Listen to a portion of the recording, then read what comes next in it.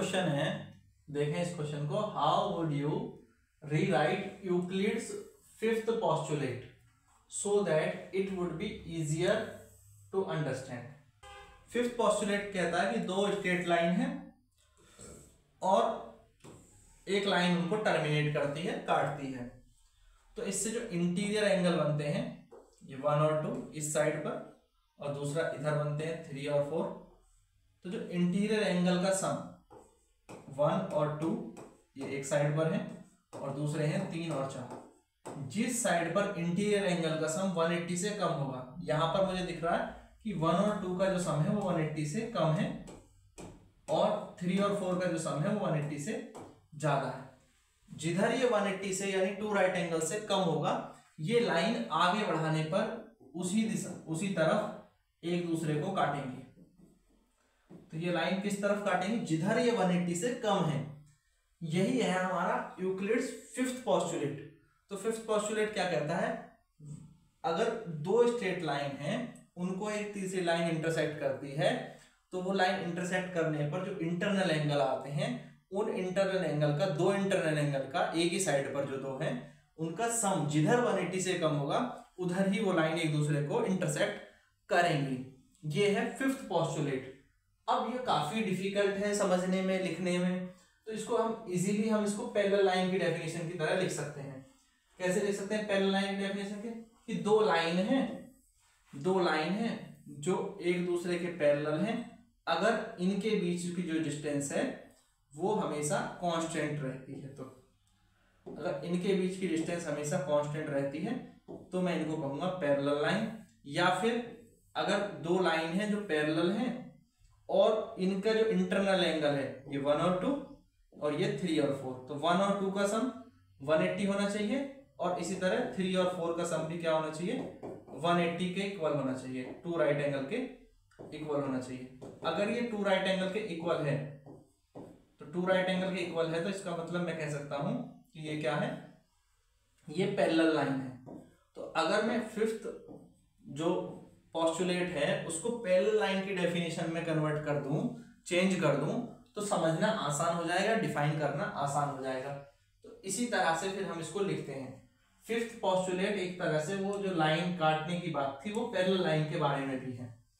Fifth postulate को अगर हम पैरेलल लाइन के बारे में लेते हैं और ये कहते हैं कि व्हेन 2 और more never intersect each other in a plane और perpendicular distance between them is always constant, so they are said to be parallel lines.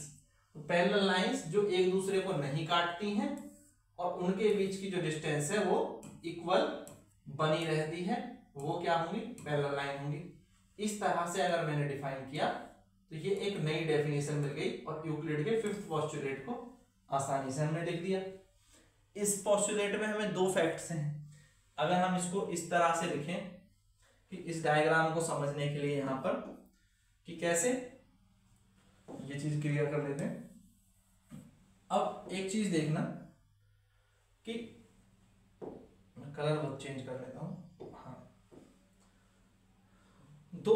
एक लाइन है L, एक लाइन है L, ठीक है?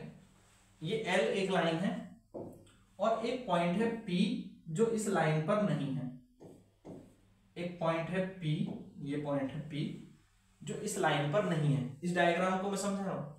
अब इस P से होकर जाने वाली कोई ना कोई तो ऐसी लाइन होगी, इस P से होकर जाने वाली जो इसके पैरेलल होगी, इस P से होकर जाने वाली, और उसको मैंने नाम दे दिया M। और ये इस पॉइंट P से होकर के जा रही है जो L पर नहीं था। अब M जो लाइन है, या तो इस लाइन M से एक परपेंडिकुलर डालो L पर, या L से एक परपेंडिकुलर डालो M पर। अब कहीं से भी कैसे भी खींच सकते हैं। और ये जो परपेंडिकुलर है, ये वाला मान लो AB है, ये वाला मान लो XY है, दोनों क्या होंगे? बराबर होंगे। AB किसके इक्वल होगा? XY के इक्वल होगा। और अगर ये इक्वल होगा तो L और M दोनों पैरेलल लाइन है, L और M दोनों पैरेलल लाइन है अगर इक्वल है तो, ठीक है? तो यही चीज यहां पर लिखी है। दो लाइन है, एक लाइन है L, एक पॉइंट है P जो लाइन पर नहीं है, उससे एक यूनिक लाइन M खींची जाती है जो कि P से जाती है पर L के पैरेलल है, L के पैरेलल है।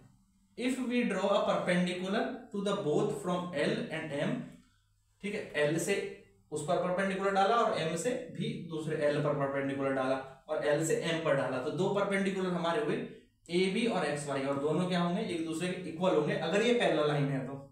और अगर इक्वल नहीं होते, अगर ये इंटरसेक्ट कर रही होती तो ये AB और XY कभी भी इक्वल नहीं होते। अगर ये लाइनें कहीं ना कहीं एक दूसरे को अगर इंटरसेक्ट कर रही होती तो इससे जो परपेंडिकुलर यहां पर डाला गया और इससे जो परपेंडिकुलर यहां पर डाला गया, ये दोनों परपेंडिकुलर, ये XY और ये सपोज करो ये AB इक्वल नहीं हो सकते इन एनी केस अगर ये पैरेलल नहीं है। इट मींस लाइन L और M आर नॉट पैरेलल, ठीक है। तो इस तरह से भी मैं कह सकता हूं कि दो लाइन इंटरसेक्टिंग लाइन होंगी वो पैरेलल नहीं होंगी सेम टाइम पर, अगर पैरेलल होंगी तो इंटरसेक्टिंग नहीं होंगी सेम टाइम पर, ठीक है। तो पैरेलल लाइन इंटरसेक्टिंग नहीं होंगी, इंटरसेक्टिंग लाइन पैरेलल नहीं होंगी, ये सिंपल सी बात है। सेकंड फैक्ट में यही बात लिखी गई है। क्लियर है? अब बताओ इसको समझने में कहीं कोई दिक्कत है तो, ठीक है।